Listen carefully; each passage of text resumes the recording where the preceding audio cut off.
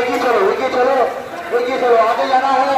अब सभी भाइयों बंधुओं को हमारे एमएलए स्वर्ण कमल शाह की तरफ से बहुत बहुत शुक्रिया धन्यवाद। भाई और बंधु हमारे दोस्तों बुजुर्ग साथियों आप सभी को हमारे एमएलए ममता बनर्जी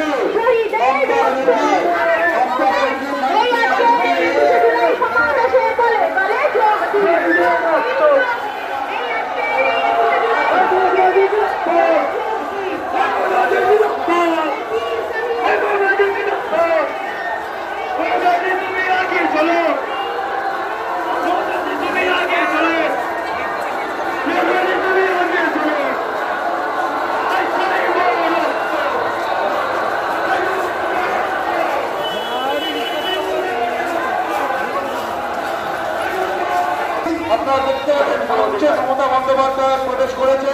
তাই আমরা আমাদের ক্যাম্প অফিসের যে বক্তব্য আমরা এখানে শেষ করছি। মমতা বন্দ্যোপাধ্যায় জিন্দাবাদ, তৃণমূল কংগ্রেস জিন্দাবাদ। আপনারা মঞ্চে 5 মিনিট দূরে আছে। যারা আজকে এই সমাবেশকে ঐতিহাসিক সভায় পরিণত করেছেন, ওরা বাংলা থেকে সাগর, কাকদ্বীপ থেকে কুচবিহার, সবাই যারা এখানে সমাবেত হয়েছেন, সমস্ত কুৎসা অপপ্রচার আপনার ভেঙে ঘুরে নতুন করে দিয়ে বলে দিয়েছেন আমরা চলি সমুখ পানে, কে আমাদের রুখবে, রইবে যারা পিছুর টানে, কাঁদবে তারা কাঁদবে।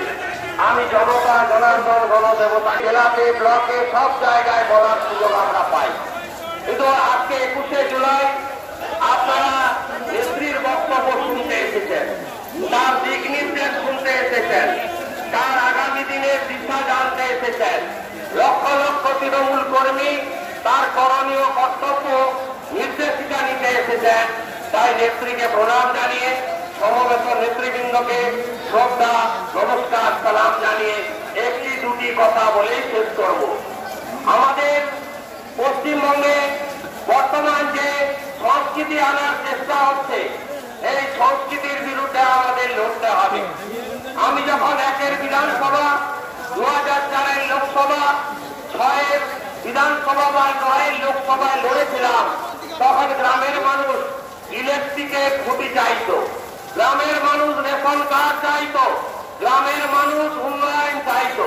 কেউ বা তারা এটা পরিবর্তন করতে চাইছেন থেকে উন্নয়নের লড়াইতে ফিরে যা, আর যারা উন্নয়ন করে না ভারতবর্ষকে তুলি, এটাই হবে আমাদের প্রার্থনা। আর আমি আপনাদের কাছে বলবো যে এই ভারতীয় জনতা পার্টির নেতারা তারা বাংলার সংস্কৃতি জানে না। সংস্কৃতি যদি জানতো তাহলে 18 সালের দুর্গা পুজোতে, মা দুর্গার পুজোতে তাহলে কালী ঠাকুরের ছবি লাগিয়ে দুর্গা মাইকি জয় বলতো না। এরা যদি বাংলার সংস্কৃতি জানতো তাহলে বীরভূমে গিয়ে বিশ্বকবি রবীন্দ্রনাথ ঠাকুরের জন্মস্থান বীরভূম বোলপুর শান্তিনিকেতন বলে বলতো না।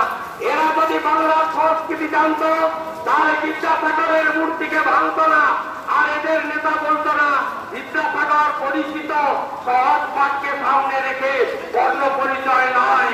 তাই এই পাহাড়িদের বিরুদ্ধে বাংলার সংস্কৃতিকে যারা নষ্ট করতে চাইছে তার বিরুদ্ধে বাঙালিদের ঐক্যবদ্ধ হয়ে জননেত্রীর আদর্শে দীক্ষিত হয়ে এগোতে হবে।